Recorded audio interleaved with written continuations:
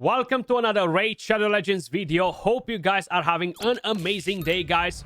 We can finally showcase, or rather than showcase, talk about the free 7-day login champion and the new fusion champion. Plarium actually just released their kit, so we're gonna go over that, guys, and see if these champions are actually good. Is the fusion worth going for? Is the new free 7-day login champion good, or is rubbish? And of course, which one of them they are these champions. So let's start directly with the very first one, guys. This is Alice the Wanderer. She is the 7-day login champion. Now, if you are playing Raid Shadow Legends, you know the drill. You log in for 7 days, you're gonna get a champion. You log in for 7 more days, you're gonna get some goodies and a 2-star soul. Then you move on to the second phase, where you just play the game, do arena, farm dungeons, etc. And you're going to accumulate points that will unlock additional rewards and the 5-star soul for Alice. How good is this champion? Magic affinity, attack based, legendary, from the Sacred Order faction. And I know a lot of you guys were wishing to get a new lockout champion, a free lockout champion where your dreams are coming true, guys. With the very first skill, Vorpal Sword attacks one enemy 2 times, places an extra hit if the target has any active skills on cooldown. Each hit has an 80% chance of decreasing the duration of a random buff on the target by 1 turn. Doesn't sound too bad, doesn't sound too insane either. The A1 skill, you need 4 books for that one. By the looks of it, she really likes reading a lot because she needs a lot of books. With the A2, Clockwork Cyclone attacks all enemies. Fully booked on a 3-turn cooldown, has a 100% chance fully booked of increasing the cooldown of all enemy skills by 2 turns.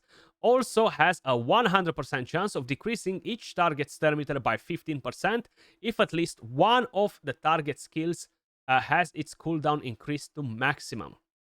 And if that's the case, it will decrease the turn meter by 30%. Now, this is not a full lockout. The only champion that really fully locks the skills in the game is Warlord. Then you have Yumeko and Krixia locking them for 3 turns. Then you have Basher and Alika, the epic champions, locking the skills for 2 turns. And we're going to have Alice that pretty much does the same thing as Basher and Alika. Now, Basher is Void Affinity, epic champion. I do think he's better at locking the skills because he will not get any weak hits. She will decrease the turn meter as well, locking the skills to maximum on an enemy. It will be pretty hard because they need to have shorter cooldowns on the skills. Not impossible or anything like that, but either way, you're going to be able to gain some value out of this skill.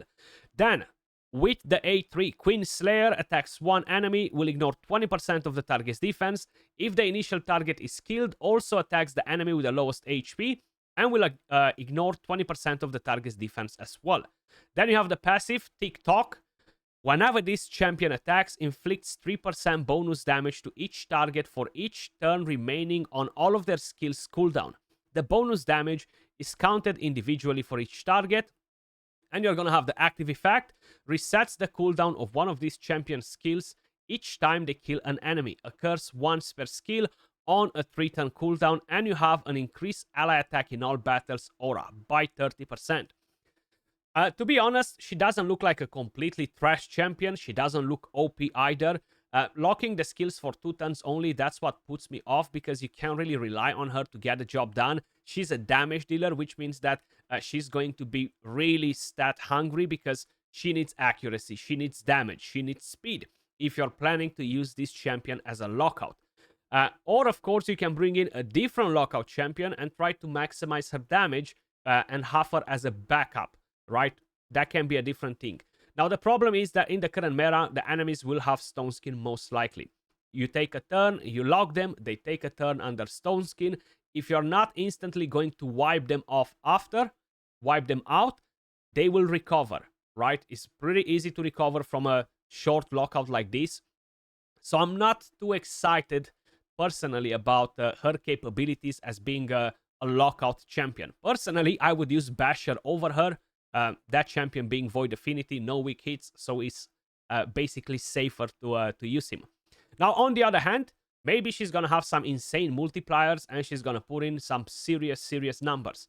But I'm not 100% sure. She doesn't ignore defense. She doesn't ignore strength and shield, stone skin, or any of the important buffs, right?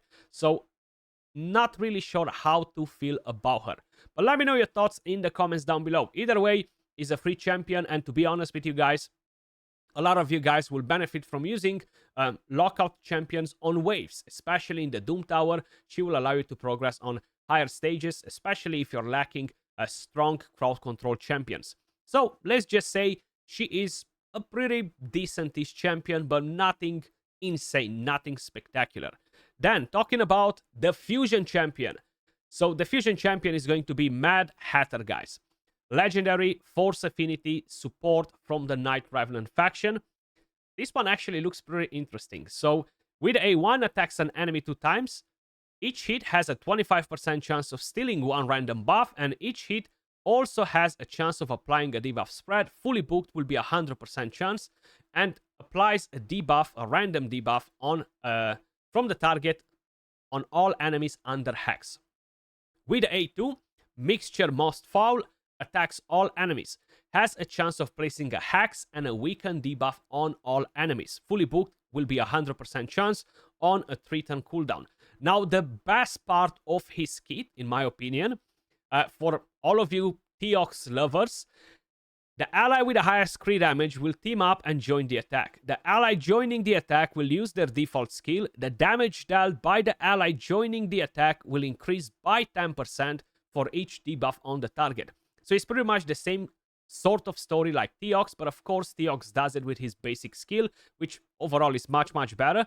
But to be honest with you guys, if you don't have a TEOX, if you're looking to up your damage in different content, Hydra Clan Boss, not so much in the Chimera, to be honest, even though, let's just say, you could potentially use the champion in there as well, even though it's not really going to give you insane value, you're going to be able to use this champion. Now, in the Hydra, he's actually pretty solid.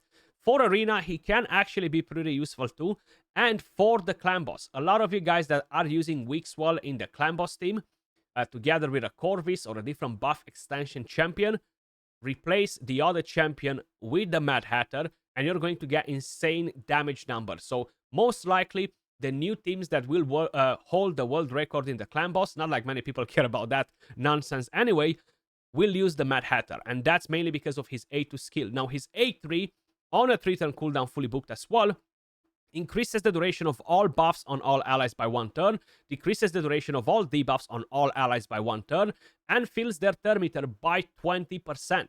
This is absolutely massive, especially for the Hydra Clan Boss as well, because you're going to gain that turn meter, rotate your teams faster, and I'm not talking about the most endgame teams that don't actually really want to waste a lot of turns, but I'm talking about people that are not able to build their champions with insane stats, they don't have their Great Hall maxed, etc. This champion will be really, really helpful. Then you have the passive. Every 10 turns taken by allies heals all allies by 20% of their max HP. This is actually a really nice touch because the more turns your team will take, the more healing this passive will generate, which means that most likely you're going to be able to keep your team alive just by having him as a healer in your team in most of the content.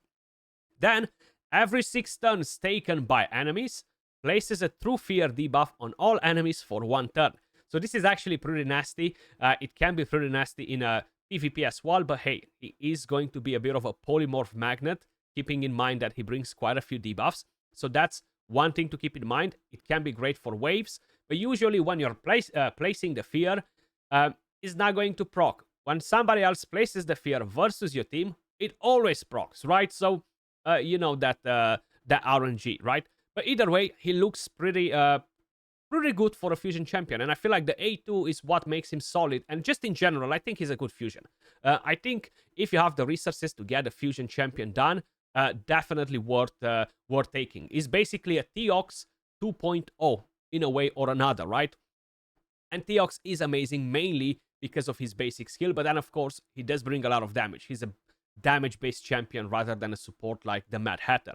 And you have an accuracy aura for all battles, 60 accuracy. That was all, guys. 2 champions, 1 fusion, 1 for free. Let me know your thoughts in the comments down below. Are you excited to get Alice for free, a lockout champion? I'm not too excited for Alice. But the Mad Hatter, on the other hand, is definitely looking pretty promising as a champion. Now, he's not going to replace any of my champions in any of my teams in the endgame content. But to be honest, if you don't have all of the OP champions, he's going to do an amazing job on your account. That was all for the video. As usual, appreciate all of you guys watching. Much love, and I will catch you all in the next one. Peace.